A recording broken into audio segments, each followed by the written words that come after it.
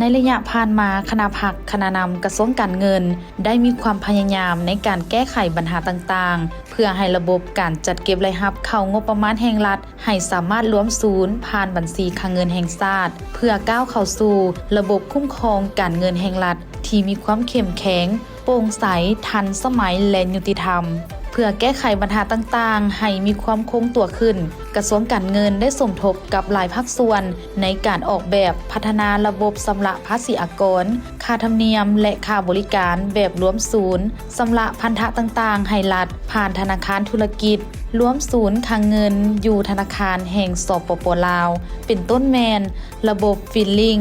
ระบบชำระภาษีอากรค่าธรรมเนียมและค่าบริการแบบรวมศูนย์ที่เชื่อมต่อระบบภายในกระทรวงการเงินกับธนาคารแห่งสปป.ลาวและธนาคารธุรกิจทั้งหมดที่เป็นสมาชิกของ LabNet ระบบนี้ช่วยให้การจัดเก็บรายรับเข้าบัญชีเดียวคลังเงินแห่งชาติเป็นไปโดยอัตโนมัตินอกจากนั้นบรรดาด่านภาษีสากลในขอบเขตทั่วประเทศก็ได้นำใช้ระบบ FinPass โมดูลจัดเก็บค่าธรรมเนียมและค่าบริการอยู่ด่านภาษีสากลระบบ Smart Custom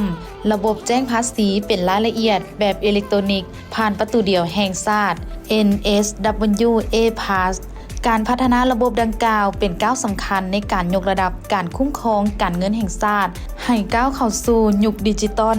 สอดคล้องกับทิศทางการพัฒนาประเทศชาติและสภาพการของสากลทั้งเป็นการแก้ไขความยุ่งยากทางด้านเศรษฐกิจการเงินให้ปรากฏผลเป็นจริงโดยเฉพาะแม้นการพัฒนาระบบคุ้มครองจัดเก็บรายรับภาษีอากรทั้งหมดเข้างบประมาณแห่งรัฐให้รวมศูนย์ทันสมัยก้าวเป็นดิจิตอลแนะใส่เพื่อรับประกันการจะตั้งปฏิบัติแยกงานให้มีความว่องไว